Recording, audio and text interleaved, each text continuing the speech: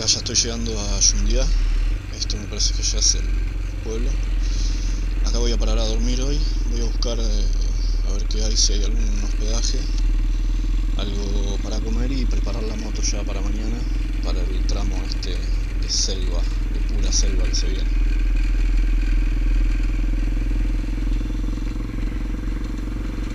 Acabo de llegar a Yundiá. Acá está el hotel donde me voy a quedar hoy. 40 reales, 10 dólares. Con aire acondicionado, 2 camas, una ventana que no sé si abre, una ventana que no abre y un baño.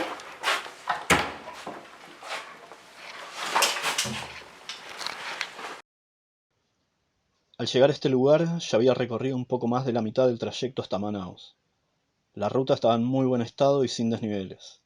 Esto hacía que el motor no se exigiera tanto y aunque la rojita parecía estar bien, de todas maneras me sentía algo intranquilo por el tramo que tenía por delante. Esta es la entrada a la reserva indígena. Hay unas vallas ahí que controla la Policía Federal. Hay que pasar a registrarse por unas oficinas. Esto después de las 6 de la tarde se cierra y no se permite el tráfico de noche. Ahí adelante se ve cómo se cierra la selva sobre la carretera. Esto creo que es ya lo último de civilización que hay. No voy a ver nada más hasta dentro de un par de horas. Vamos para adentro.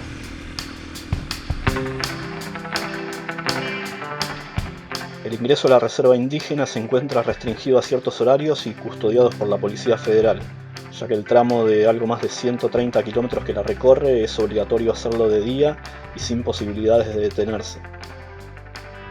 Esta prohibición es básicamente por 3 razones. La selva apenas fue abierta para el paso de la carretera, es decir, no hay banquinas ni espacios abiertos más que el propio asfalto. La gran cantidad de fauna salvaje como la onza pintada, el mismo animal al que todos conocemos como el jaguar, y que según me dijeron se registraron varios ataques a humanos. La verdad es que hubiera preferido no enterarme de eso justo antes de pasar por ahí. Y la tercera razón, la más importante creo yo, es que a los pobladores indígenas simplemente no les cae en gracia que el tráfico de vehículos se detenga en su territorio. Tan simple como eso. Ahora bien, 130 kilómetros puede sonar a poco para cualquier motoviajero.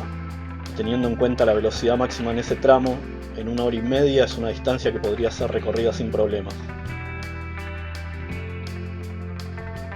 Quizás por primera vez en mucho tiempo los nervios me estaban jugando en contra.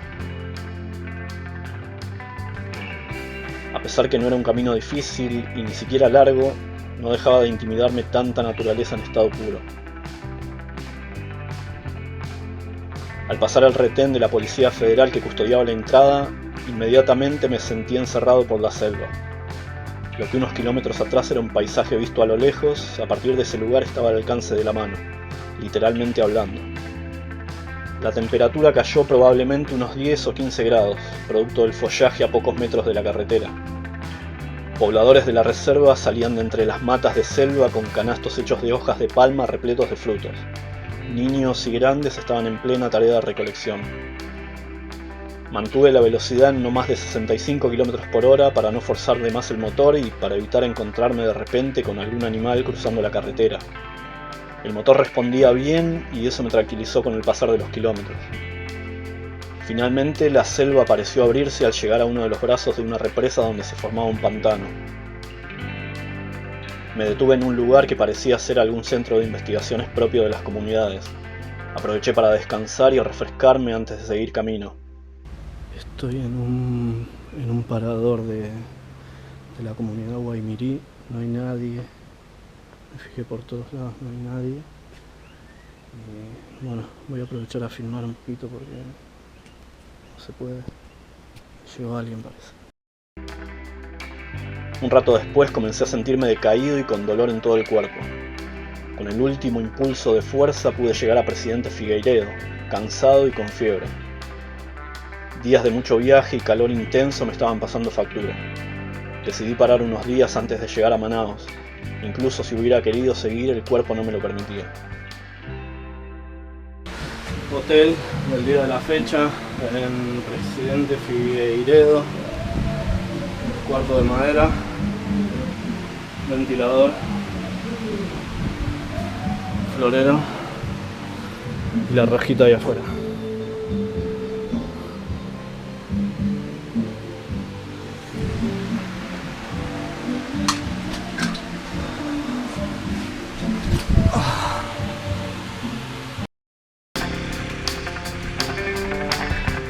Un día y medio de descanso me alcanzó para salir a dar una vuelta por los alrededores de Figueiredo, ver algunas de las famosas cachoeiras y por supuesto meterme un poco adentro de la selva.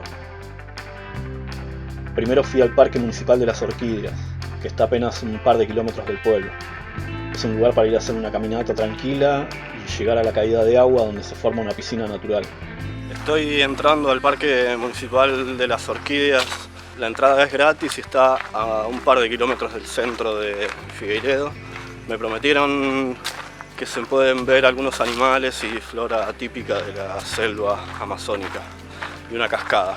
Así que ahí vamos a ir a ver.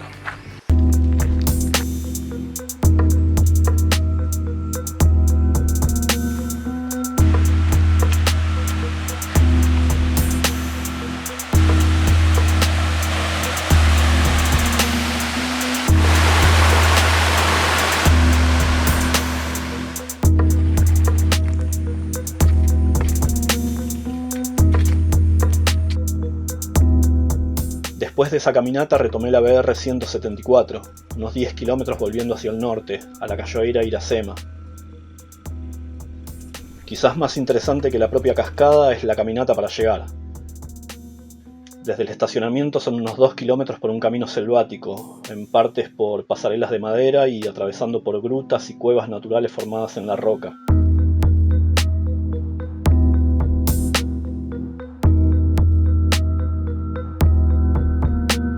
Esta vez no tuve la suerte de principiante que suelo tener. No apareció ningún animal salvaje y la cascada no estaba precisamente en su mayor esplendor.